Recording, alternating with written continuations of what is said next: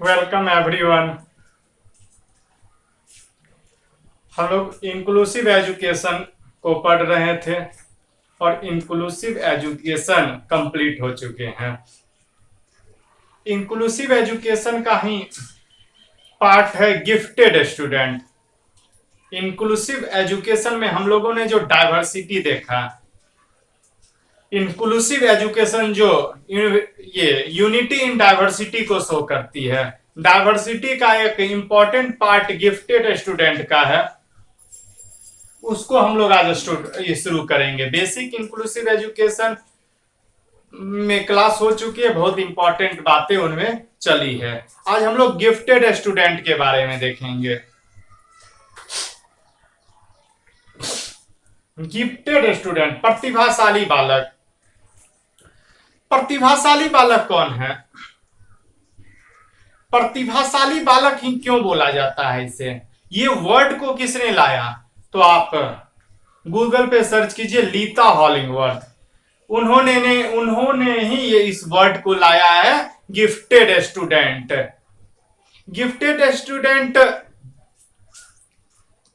जिसकी mental activity ज्यादा होती है, जो ज्यादा अलर्ट होते हैं, ये दोनों क्वालिटी रखने वाले गिफ्टेड स्टूडेंट की श्रेणी में आते हैं। लीता हॉलिंगवर्थ के बुक के माध्यम से हम बहुत अच्छी ढंग से इसको समझ सकते हैं। अगर गिफ्टेड स्टूडेंट को परिभाषित करने की कोशिश किया जाए तो जैसा कि हम लोगों ने इंटेलिजेंस चैप्टर में पढ़ा कि गिफ्टेड स्टूडेंट कौन है? जिनकी आईक्यू 130 से ज्यादा है उसे गिफ्टेड स्टूडेंट मान सकते हैं। या गार्डनर की जो मल्टीपल इंटेलिजेंस की थ्योरी हम लोगों ने पढ़ा, उसे भी हम लोग गिफ्टेड मान सकते हैं। या स्टर्नबर्ग की ट्रायआर्चिक थ्योरी को हम लोगों ने पढ़ा, उसे भी हम लोग गिफ्टेड मान सकते हैं। पर सवाल उठता है किसे गिफ्टेड माना जाए, किसके मॉडल को सबसे सक्सेस माना जाए? तो सबसे सक्सेस मॉडल रेंजुली का मॉडल माना गया। रेंजुली 3 रिंग या 3 सर्किल मॉडल को सबसे अच्छा मॉडल माना गया गिफ्टेड स्टूडेंट के पहचान के लिए। 3 सर्किल मॉडल क्या हमें बताती है? एक सर्किल है HI का, हाई इंटेलिजेंस।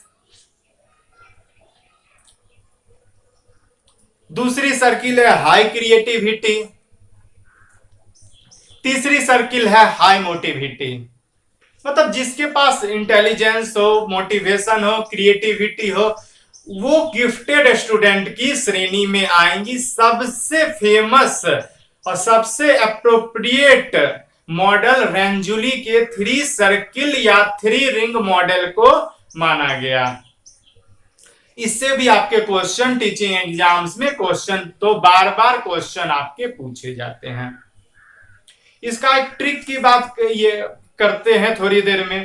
पहले हम हाई इंटेलिजेंस को समझते हैं, जो काफी तेजी से सीखता है, जिसमें सीखने की योग्यता बहुत ज्यादा होती है, सीखने की क्षमता बहुत ज्यादा होती है, जिसमें सीखने की गति बहुत ज्यादा होती है, वो क्या होते हैं? हाई इंटेलिजेंस कहलाते हैं। इस कारण से आपको हाई इंटेलिजेंस अगर एग्जाम में नहीं दे, इंटेलिजेंस के बदला में एबिलिटी, टैलेंट या स्पीड भी आपको दे सकता है। इंग्लिश वर्जन को ही ज्यादा अप्रोप्रिएट मानिएगा, ज्यादा उपयुक्त मानिएगा। अब हम क्रिएटिविटी की बात करें। क्रिएटिविटी क्या है? जो डाइवर्जेंट थिंकिंग रखता है, जो चीजों को एक तरीके से नहीं, लीनियर तरीके से नहीं सोचता है, चीजों को वह अनेक तरीके से सोचता है, इसे हम डाइवर्जेंट थिंकिंग कहते हैं। क्रिएटिविटी का एक पार्ट डाइवर्जेंट हुआ, ना कि डाइवर्जेंट का एक पार्ट क्रिएटिविटी। ये भी कॉन्सेप्ट आपको रखना है। और भी क्रिएटिविटी का प्रॉपर्टीज में आए तो एफ एस बॉर्न मनोवैज्ञानिक का नाम है। उन्होंने ब्रेन स्टॉर्मिंग के बारे में बताया जो क्रिएटिविटी का जैसे डाइवर्जेंट थिंकिंग एक पार्ट है, उसी ढंग से ब्रेन स्टॉर्मिंग भी एक पास है। बुद्धिशीलता, अगर हम बच्चे को ग्रुप में या ग्रुप में हम किसी को बैठाते हैं तो अलग अलग ढंग से अपने विचार को वो शेयर करते हैं, अवगत कराते हैं, यही ब्रेन स्टॉर्मिंग हुआ। तीसरा, एडलर डी बोनो ने एक टर्म बताई, लैटरल थिंकिंग। ये भी आपके क्रिएटिविटी में आते हैं। पार्श्व चिंतन, लीनियर तरीके से नहीं सोचना, चीजों को कई तरह से सोचना, ये आपका लैटरल थिंकिंग में आया।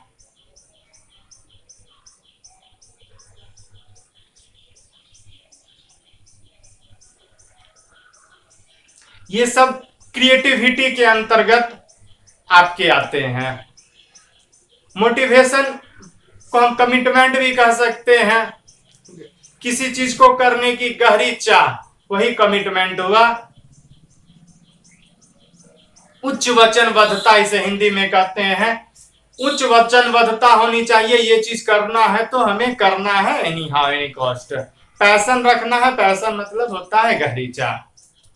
इस ढंग से यही रेंजुली का 3 मॉडल है। इसको हम शॉर्ट ट्रिक के रूप में एसीसी के रूप में भी याद रख सकते हैं। एसीसी भी एग्जाम में पूछा जाता है। A for ability, C for creativity, C for commitment. ऐसे भी एग्जाम में पूछता है। HIHM और HC से भी क्वेश्चन पूछता है। ICM या ACC दोनों ट्रिक से क्वेश्चन आपको पूछता है। हम लोगों ने रेंजुली के भी कॉन्सेप्ट को समझा, किस ढंग से इंटेलिजेंट में एबिलिटी, टैलेंट, स्पीड को समझा। क्रिएटिविटी में डाइवर्जेंट थिंकिंग,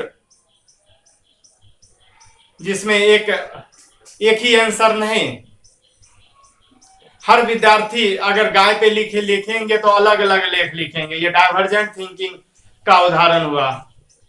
ग्रुपिंग में जो अपने विचार से अवगत हुआ, अपना नया नया विचार बनता है, वो आपका ब्रेन स्टॉर्मिंग हुआ।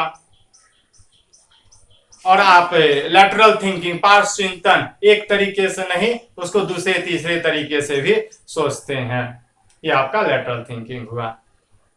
उसी ढंग से कमिटमेंट और पैशन मोटिवेशन को भी हम लोगों ने समझा।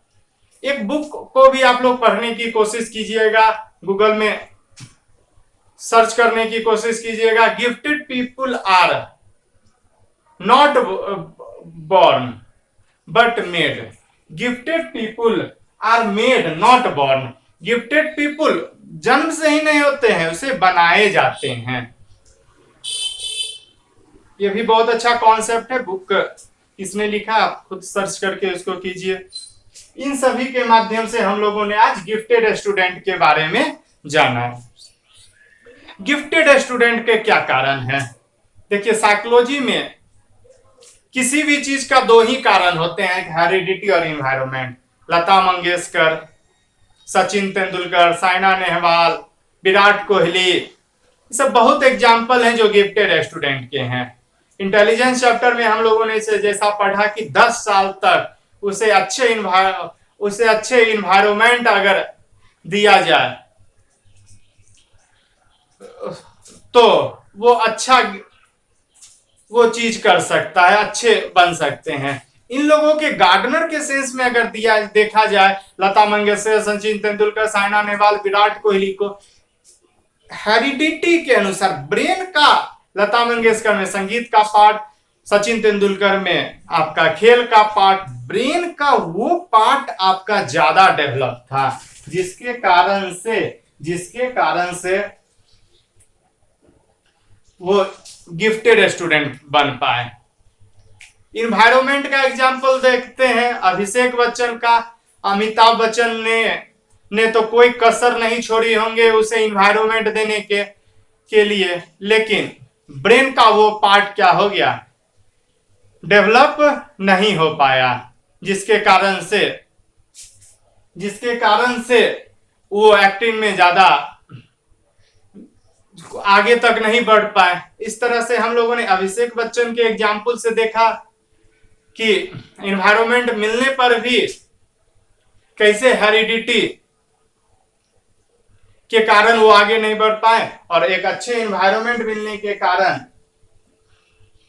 सचिन तेंदुलकर, लता मंगेशकर आगे कैसे हम अच्छे कर पाए। ये सब सचिन, लता और भी विराट, ये सब बहुत सारे एग्जाम्पल्स हैं जो एनवायरमेंट के हैं। और हेरिडिटी का पार्ट, वो पार्ट एक्टिंग पार्ट हो सके तो डेवलप नहीं हुआ होगा। एनवायरमेंट मिलने के बावजूद भी अभिषेक बच्चन ज्यादा देर तक एक्टिंग में नहीं करता। ये सब गिफ्टेड स्टूडेंट के बारे में बहुत ही अच्छा एग्जाम्पल के माध्यम से हमने आपको समझाया है। रंजुली के कॉन्सेप्ट को कहीं भी बढ़िया ढंग से नहीं समझाया गया है, उसे मैंने समझाया, और ये इससे एग्जाम में क्वेश्चन पूछा जाता है। गिफ्टेड स्टूडेंट का सही डिफिनेशन क्या होना चाहिए, कंफ्यूज रहते हैं। आईक्यू, गार्डनर और स्टर्नबर्ग के जो हमने बुद्धि चैप्टर में पढ़ाया, उसके माध्यम से हम लोगों ने छोटी छोटी बातों को पूरी तरह से कॉन्सेप्ट को क्लियर किया। लेता हॉलिंगवर्थ और gifted people are not made are born, ये दोनों बुक के माध्यम से भी हम लोगों ने इस पे बहुत अच्छा ढंग से फोकस किया है। अगर हमारा सेशन किसी भी यूट्यूब चैनल से बेहतर लगे तो आप लाइक, सब्सक्राइब और शेयर जरूर कीजिए। कहीं से भी आपको कोई भी क्वेश्चन हो, क्वेरी हो तो नीचे दिए गए डिस्क्रिप्शन बॉक्स में पूछ सकते हैं। आज के लिए इतना ही। Thanks for watching.